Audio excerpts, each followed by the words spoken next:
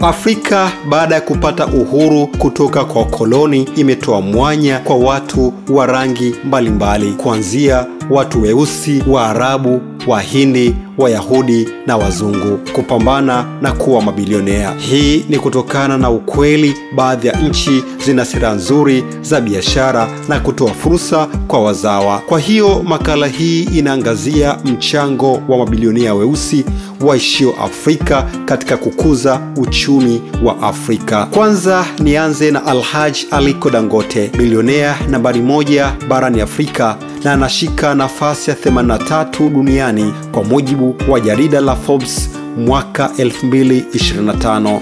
Bilionea huyu ana utajiri wa dola bilioni 23.9 za Kimarekani. Kupitia Dangote Foundation, bilionea huyu mwenye moyo wa huruma na uchamungu ameweza kuchochea upatikanaji wa ajira kwa maelfu ya watu kupitia viwanda vyake vya sukari, saruji na mafuta. Kwa upande wa maafa nako, bilionea huyu amejitolea misaada ya fedha na bidhaa muhimu kwa maeneo yaliyokumbwa na maafa kama vile mafuriko, njaa na majanga mengine. Kwa kuwa swala la maji na afya ni changamoto kubwa, Dangote Foundation imejenga miradi ya maji maeneo vijijini kwa kuchimba visima. Pia mfuko huo umeweza kutoa dola milioni 2 ili kupambana na polio nchini Nigeria.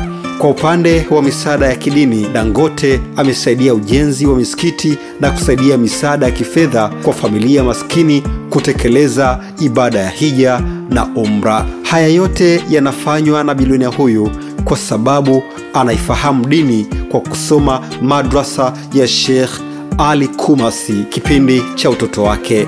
Pia tajiri huyu amekwenda kutekeleza ibada ya umra mara nyingi sana, na taarifa zinasema alifanya ibada ya hija mwaka 2017. Mike Adenunga ni bilionea mwingine mweusi barani Afrika akiwa na utajiri wa dola bilioni 6.8. Bilionea huyu pia anatokea nchini Nigeria. Mike Adenunga amewekeza katika elimu kwa kujitolea kutoa ufadhili wa masomo, yani scholarship, kwa wanafunzi wa Nigeria. Pia kampuni yake ya mawasiliano ya Globacom, kampuni ya mafuta ya Corn Oil, zimetoa ajira kwa Afrika wengi.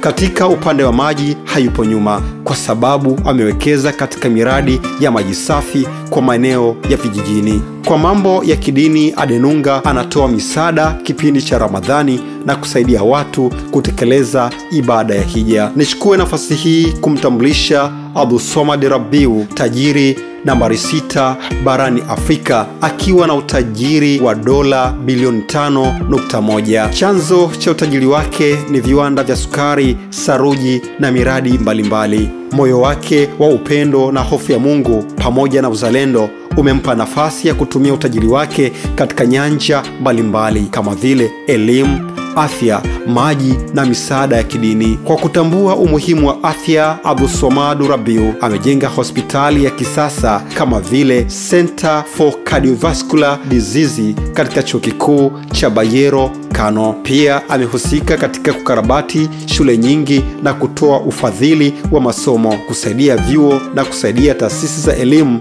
kwa kutoa misaada ya kifedha. Kwa matukio ya kidini, mwamba huyu amesaidia ujenzi wa misikiti, kutoa michango ya chakula na michango mingine wakati wa Ramadhani. Vile vile Abdulswamad Rabiu, kwa kuwa ni mcha Mungu na ana mkwanja mrefu, ametekeleza ibada ya hija mwaka 2019. Kwa kuwa mtu wangu wa nguvu hauna passport, naomba nikusafirishe hadi Afrika Kusini kwa simu yako kukutana na Patrice Tilopane Motsepe. Huyu ni bilionea nambari 10 barani Afrika ambaye anaingiza mkwanja wake kutokana na umiliki wa migodi ya dhahabu, makaa ya mawe na biashara nyingine kibao. Kwa kuwa ni Mkristo safi wa dhehebu la Kikatoliki, anatumia pesa zake kwa ajili ya Mungu wake kwa kusaidia watu mbalimbali. Kwa kuwa ubaguzi wa rangi ni changamoto kubwa Afrika Kusini, tajiri huyu ametoa michango mbalimbali katika mashirika mashirika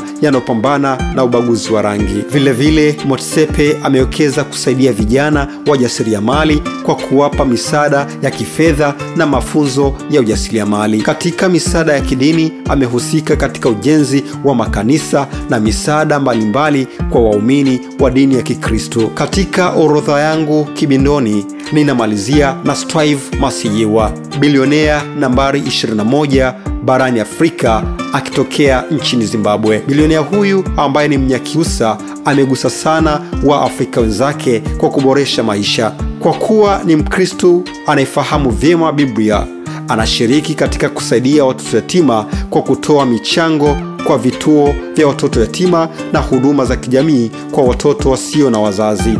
Pia Mnyakyusa huyu wa Zimbabwe amekuwa akisaidia miradi mbalimbali ya afya pamoja na kutoa ajira kwa vijana kupitia makampuni yake. Kwa leo ninatia nanga hapa kwa kutoa neno moja la moyoni kwa kusema tusiofanyia husda matajiri kwa sababu wana mchango mkubwa. Tambua aliyepewa kapewa, pambana nawe ipo siku utaitwa bosi. Makala hii imeandaliwa na kusimuliwa nami Omari Madiva.